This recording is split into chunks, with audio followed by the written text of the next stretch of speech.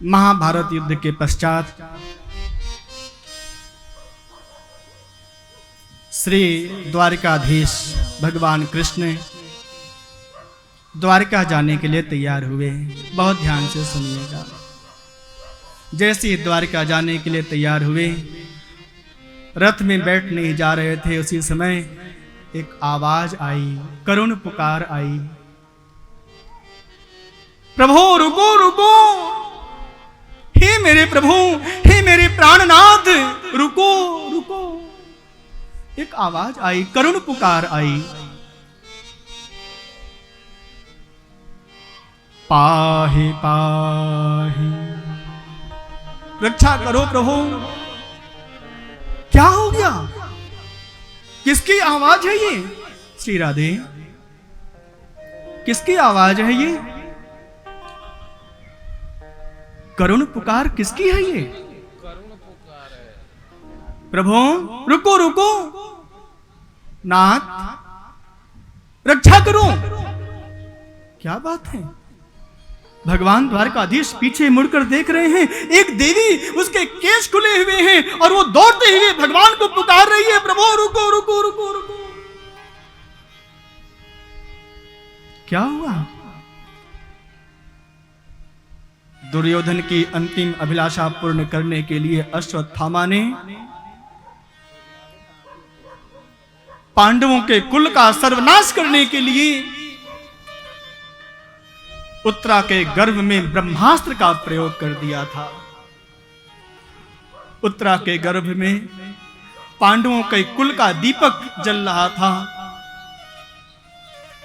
एक संतान उत्तरा के गर्भ में पल रहा था, उसको मारने के लिए अश्वत्थामा ने ब्रह्मास्त्र का प्रयोग कर दिया। उत्तरा जिसके पति वीर अभिमन्यु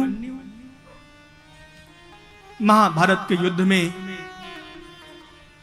छल और कपट से वीर गति को प्राप्त हो गए थे,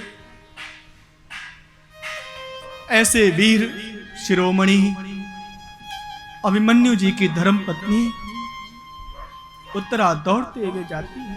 श्री राधे, दौड़ते हुए जाती है, प्रभु रक्षा,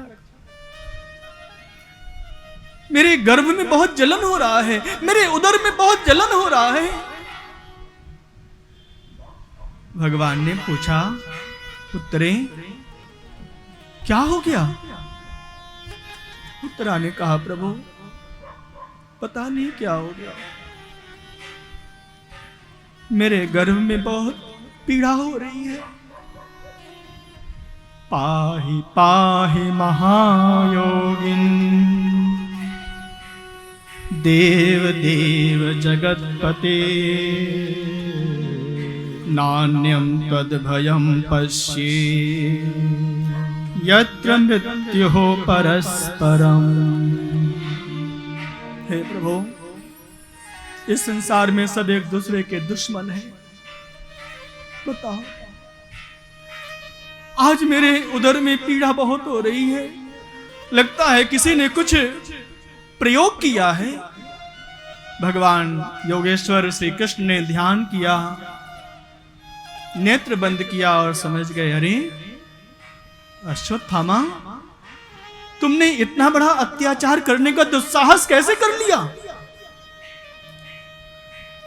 उत्तरा दौड़ते हुए आती है, प्रभु मैं मर जाऊं मुझे कोई चिंता नहीं है, लेकिन प्रभु मेरे गर्भ की रक्षा आपको करनी पड़ेगी। भगवान ने पूछा, क्यों? तब उत्तरा ने कहा, प्रभु यदि आप रक्षा नहीं करोगे ना मेरे गर्भ की, तो संसार में मेरा उपहास नहीं, अश्वत्थामा का उपहास नहीं, बल्कि आपका उपहास होगा। द्वारकाधीश ने कहा, देवी ऐसा क्यों बोल रही हो? हाँ प्रभु, मैं सत्य बोल रही हूं। लोग कहेंगे, आगे आने वाला समय कहेगा, अरे देखो देखो, जिस कुल के रक्षक, जिस कुल की रक्षा करने की जिम्मेदारी भगवान श्री कृष्ण के हाथ में थी, उस कुल के वंश में आज एक भी वंश नहीं बचा है, उसका कुल समाप्त हो गया। लोग आपका अपयश करेंगे प्रभु, इसलिए आप हमारे गर्भ की रक्षा करो। द्वारकाधीश ने देखा और द्वारकाधीश तुरंत उत्तरा के गर्भ में उत्तरा के कान के माध्यम से पहुंच गए, क्योंकि ये महायोगी हैं, इनके लिए कोई भी जगह असंभव नहीं है, हर जगह जा सकते हैं ये।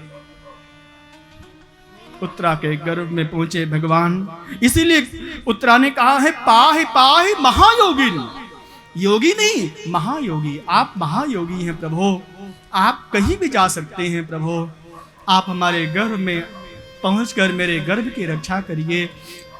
और द्वारकाधीश गर्भ में पहुंचकर उत्तरा के गर्भ को सुरक्षित किए। एक गदा ले लिए हैं, कई लोग कहते हैं सुदर्शन चक्र, नहीं, गदा। भगवान विष्णु के हाथ में, भगवान नारायण के हाथ में क्या होता है? गदा होता है। गदा को भगवान ने जोर से घुमाना शुरू किया, जोर से घुमाया रहे भगवान, ऐसा लग रहा है मानो सुदर्शन चक्र घूम रहा है।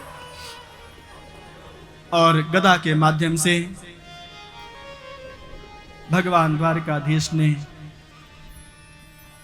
उत्तरा के गर्भ में जो ब्रह्मास्त्र का तेज था उसको समाप्त कर दिया। उत्तरा का गर्भ अब शांत हुआ। समय बीता, उत्तरा के गर्भ से पांडवों के कुल का दीपक का जन्म हुआ।